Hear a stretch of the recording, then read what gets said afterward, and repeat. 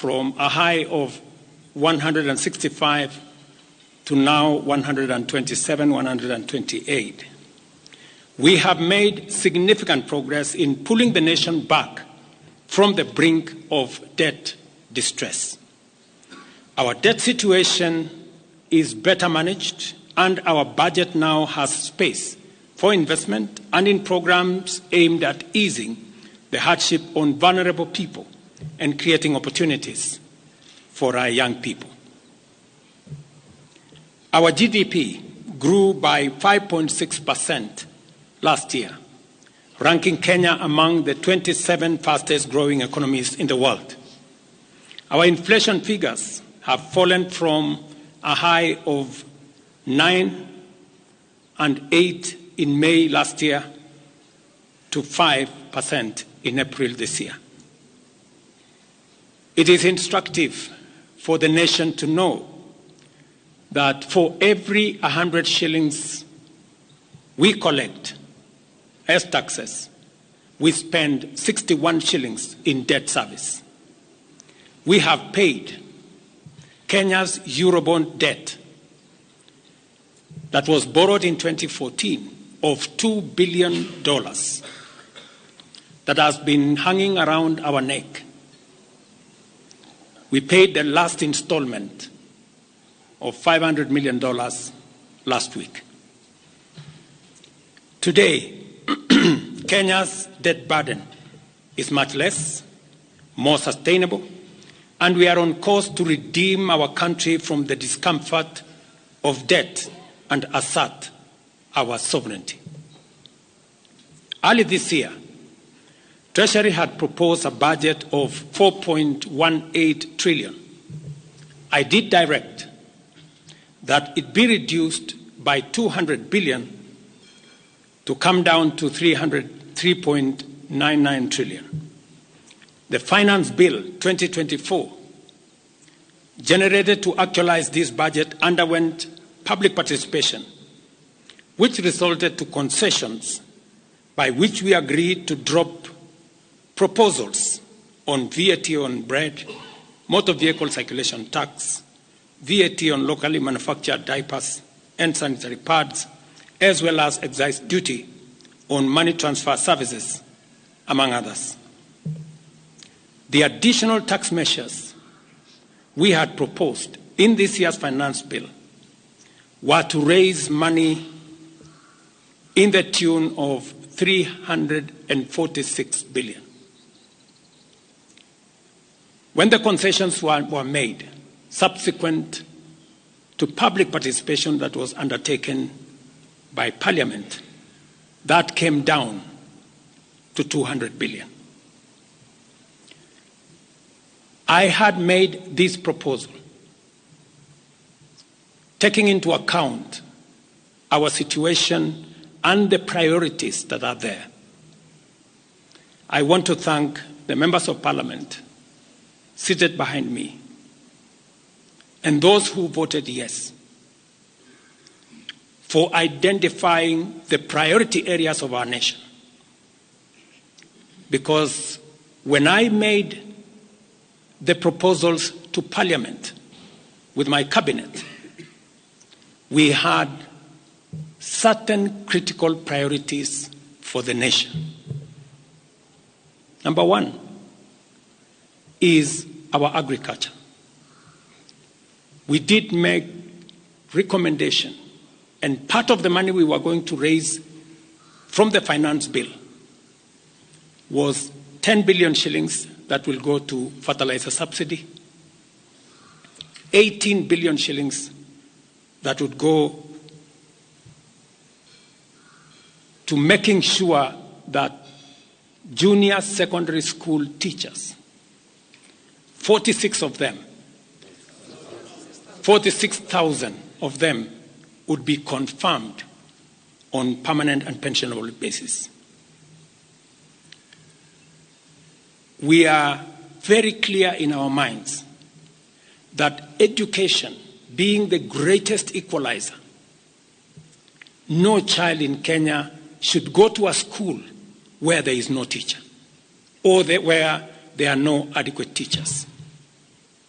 It is because of that reason that in this finance bill also, we had committed to hire an extra 20,000 teachers. We also had envisioned, because of the program of last mile connectivity to homes, especially in rural areas, we had committed 14.5 billion shillings, 50 million for every constituency for the last mile connectivity. Because we realize that there are many people who today cannot go to hospital because they cannot afford, because they have no health insurance. We had committed 6 billion shillings to operationalize our universal health coverage plan that would make it possible for every citizen to have a health insurance, those who cannot afford to be paid for by the government of Kenya, and to also operationalize the chronic illness fund that would make it possible for those who suffer from cancer, diabetes, hypertension, to be able to go to hospital, be treated, and go home without being asked for any money. We also had planned to put in money for our coffee farmers to retire the heavy debts that are bedeviling our coffee farmers. We also had allocated money for our sugarcane farmers to make sure that our sugarcane farmers get out of the debts that they're in. We had also committed to our milk farmers 2 billion shillings to make sure that every farmer is paid a minimum of 50 shillings per litre, to make sure that these farmers, very hard-working citizens of our nation, get a fair return for their hard work and for feeding our nation. And that is why I commend these members of parliament for agreeing with us that all the priority areas I have mentioned were the right priorities to be funded. And by so doing, they supported the proposal to incorporate also the views of the people. These members of parliament came back to us after they went to listen to the people of Kenya. And they came back and reduced the budget on their own by 146 billion shillings. Notwithstanding all these concessions, it has become evident that members of the public still insist on the need for us to make more concessions. And because I run a government, but I also lead people, and the people have spoken, I am grateful to all the members of the National Assembly who voted yesterday affirmatively for the Finance Bill 2024 as amended on the floor of the House to incorporate the views generated through public participation. And following the passage of the bill, the country witnessed widespread expression of dissatisfaction with the bill as passed, regrettably resulting in the loss of life, destruction of property, and disintegration of constitutional institutions. On my own behalf, and on behalf of these members and many other Kenyans, I send my condolences to the families of those who lost their loved ones in this very unfortunate manner. Consequently, having reflected on the continuing conversation around the content of the Finance Bill 2024 and listening keenly to the people of Kenya who have said loudly that they want nothing to do with this Finance Bill 2024, I concede, and therefore I will not sign the 2024 Finance Bill, and it shall subsequently be withdrawn, and I have agreed with these members that that becomes our collective position.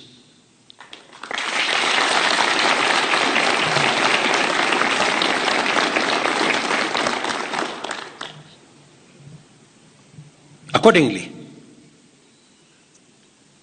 there is need for us as a nation to pick up from here and go into the future. And I am therefore proposing that because we have gotten rid of the Finance Bill 2024, it is necessary for us to have a conversation as a nation going forward. How do we manage the affairs of the country together? How do we manage our debt situation together? How do we work on the budget with the deficits that now exist together? And as I committed last Sunday, I will be proposing an engagement with the young people of our nation,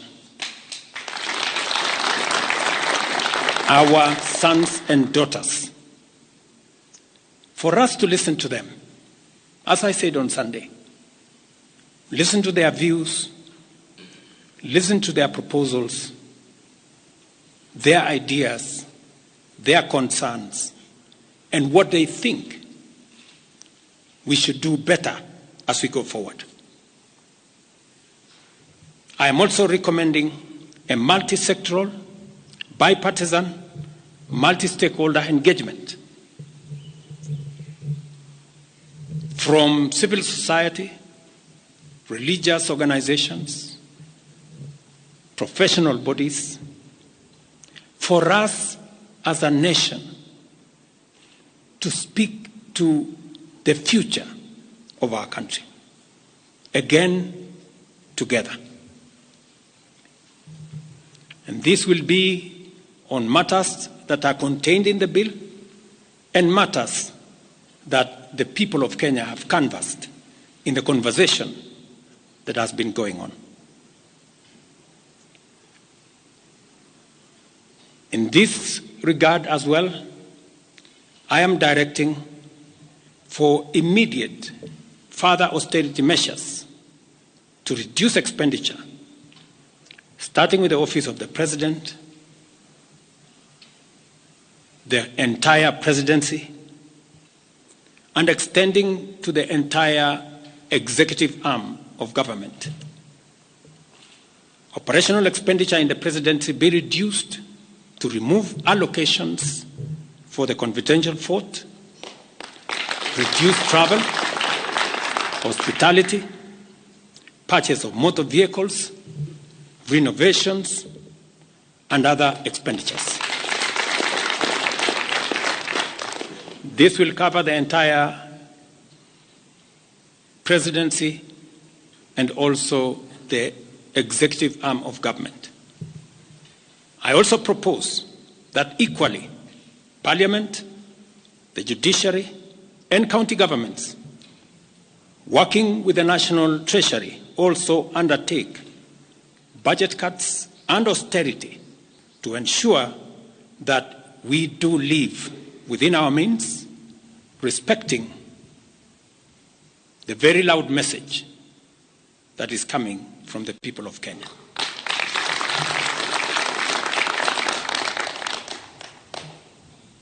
And let me confirm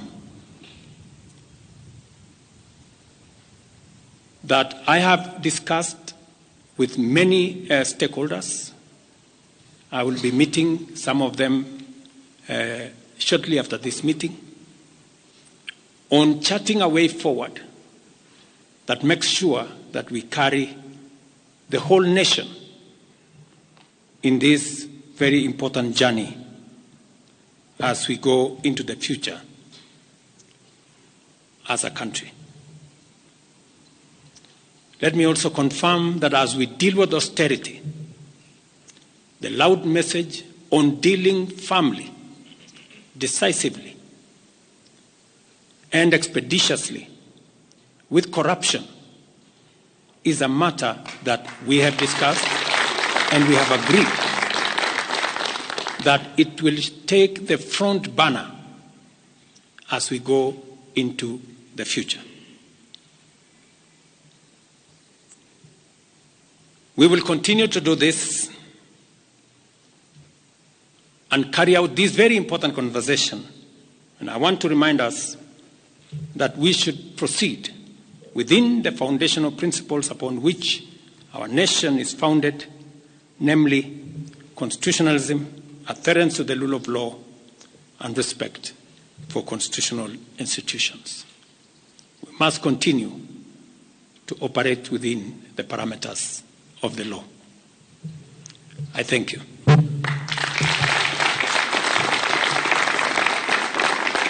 I will take a few questions, 3 questions to be specific. Thank you, Your Excellency. And the first question will start with Elizabeth Mutuku from TV47. Good evening.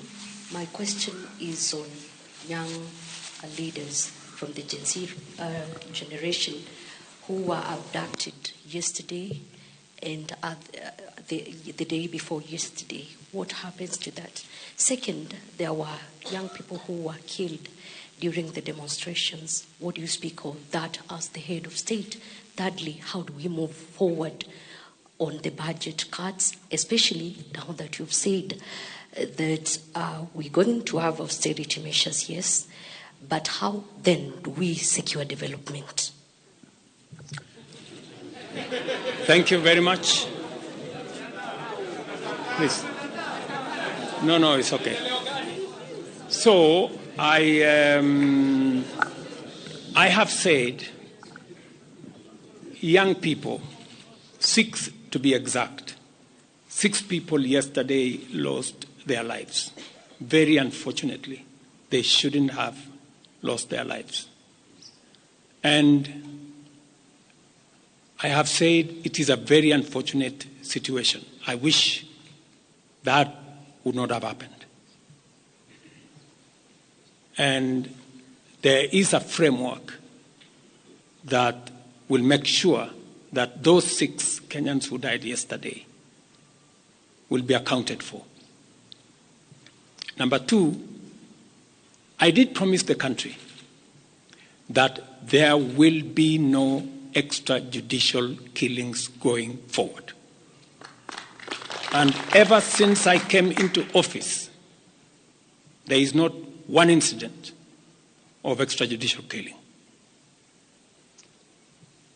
What you said about abduction are statements that were attributed to some of our civil society groups, but all the people they mentioned have since been found in police custody, and those that were already processed were already released. On the matter of development that you have said, minus the finance bill, it means that some of the development programs amounting to 200 billion shillings, we will have to cut down, to delay them. They will have to wait, some of them, for next year. We will try it again.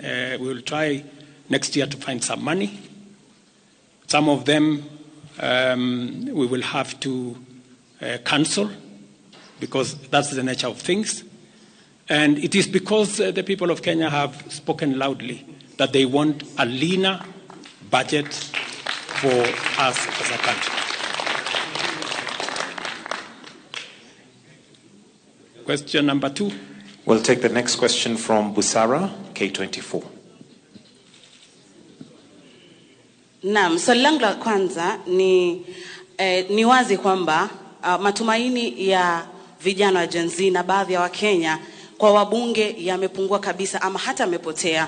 Kwa hivyo kama rais unachukua hatua gani kuhakikisha kwamba tunawahusisha vijana katika maamuzi muhimu hasa katika masuala ambayo yanalenga taifa ama ujenzi wa taifa? Swali lingine, je, utahakikisha vipi uwazi katika mpango wako wa kupunguza matumizi serikalini? Maana yake umesema kwamba kuna austerity measures.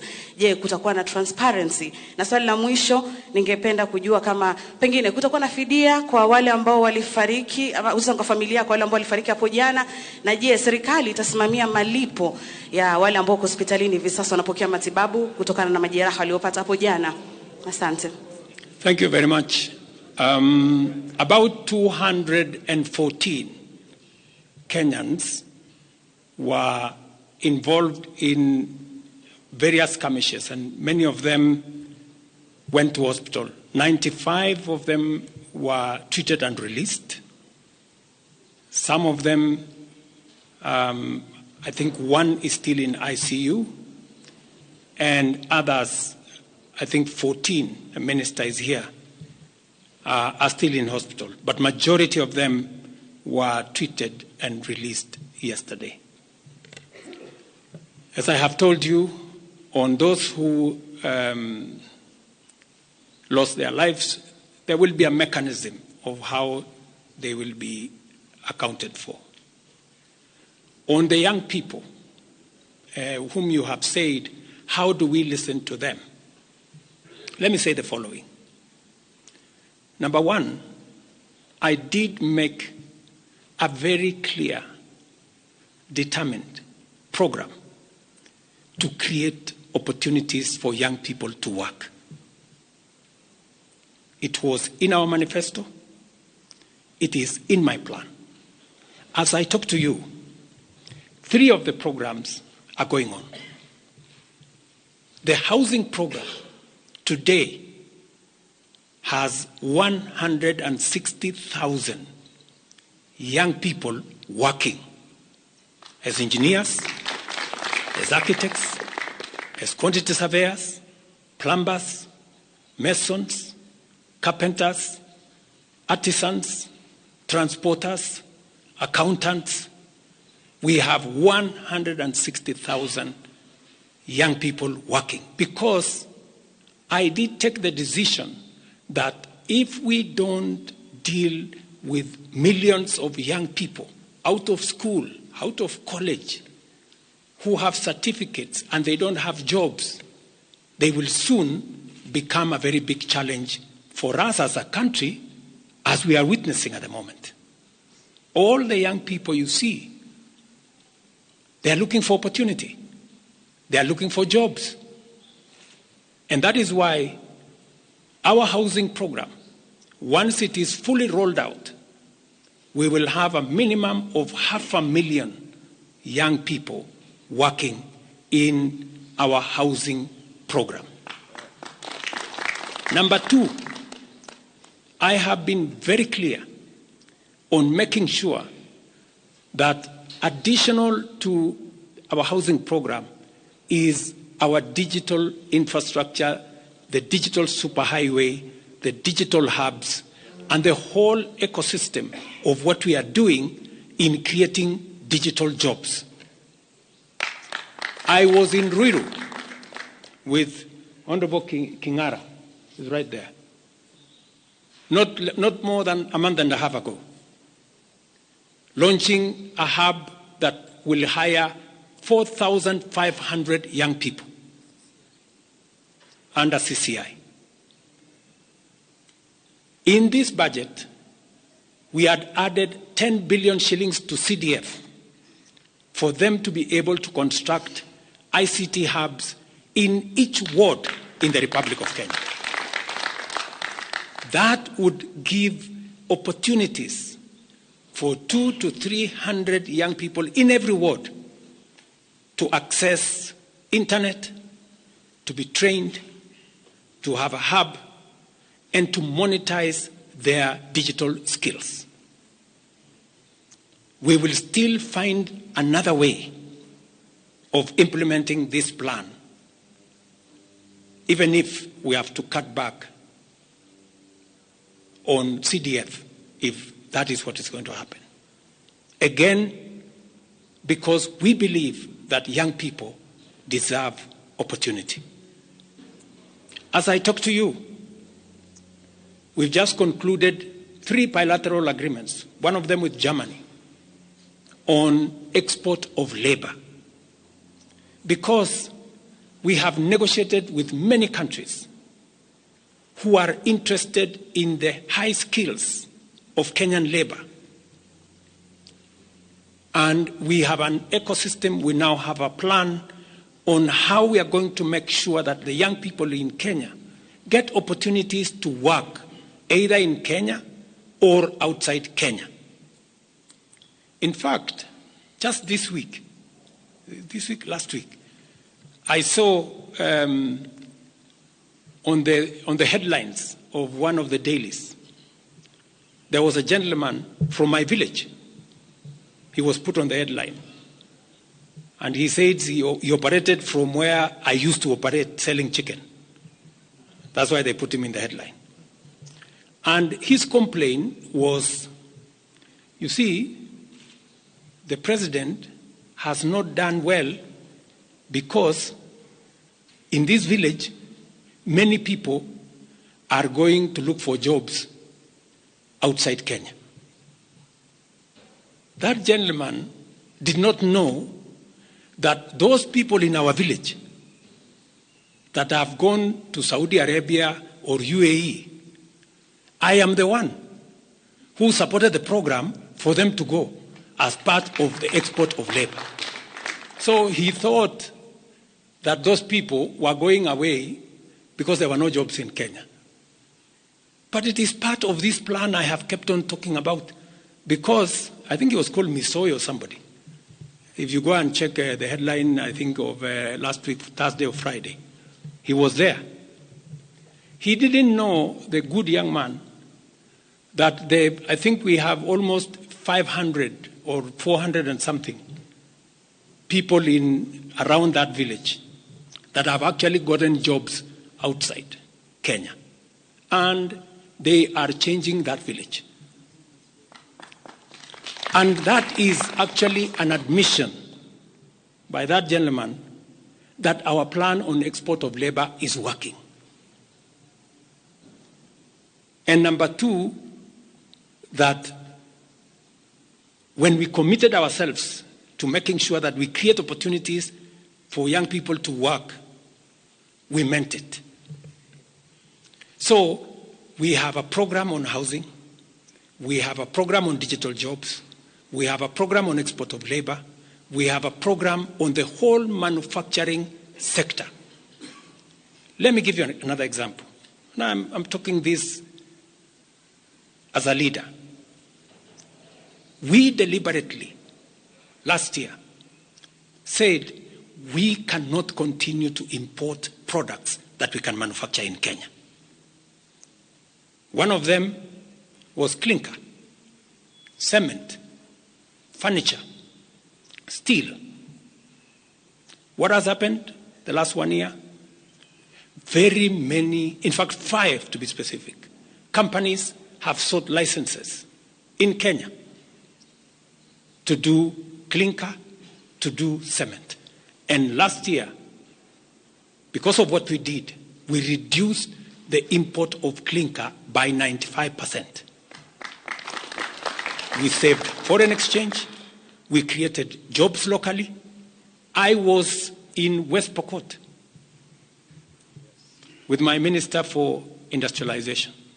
I'm sure the members of West Pokot, they are here. They were there with me in West Pokot, opening a clinker factory that now hires 2,500 young Kenyans, with another almost 2,000 as drivers, support staff. A big market now in West Pokot. Expanding manufacturing in Kenya is the right thing. And it is the reason why some of our policy interventions on matters like imported stuff that are being manufactured in Kenya.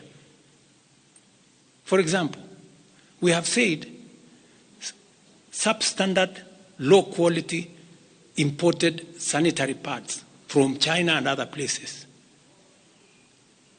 How can they come into Kenya when we have 10 companies in Kenya hiring Kenyan young people? How can they come and compete here? All the products that we are manufacturing locally, we must protect our local industries so that they create jobs locally, so that they create opportunities locally. In this finance bill, you will also see that we have imposed duty on potatoes from Europe. Surely, how can we continue importing potatoes from Europe? And we have farmers right here in Kirinyaga. We have farmers right here in Nyandarua, in Molo, in Timau. How can we justify?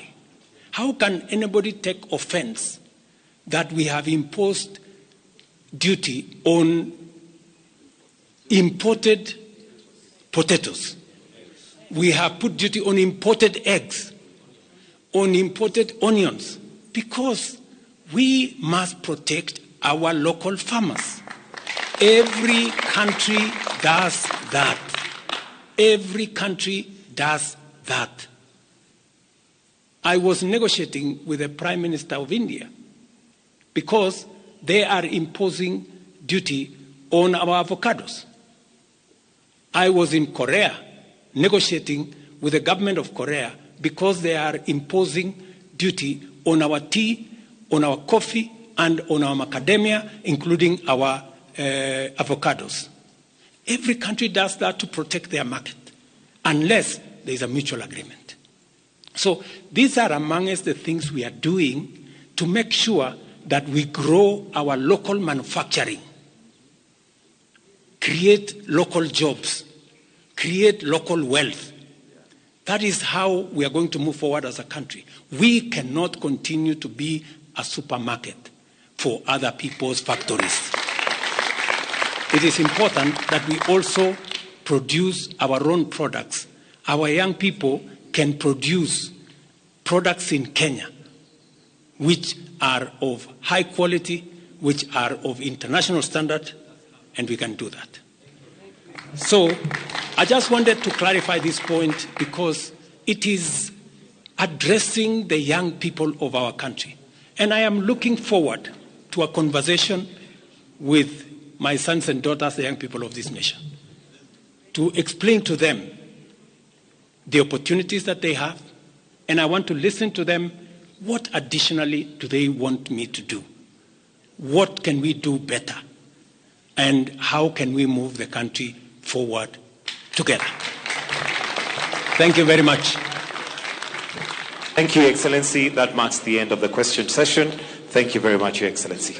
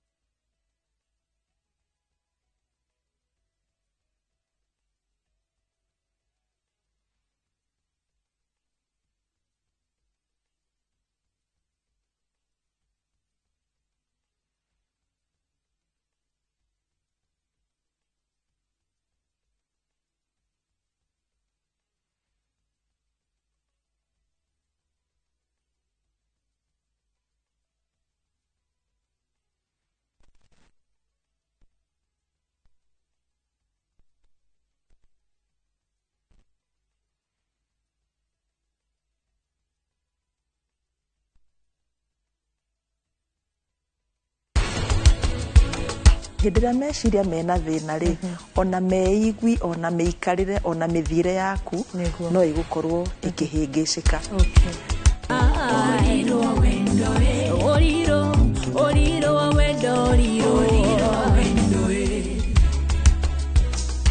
Rĩu nĩ mwatuĩka aciari apihu mami na baba.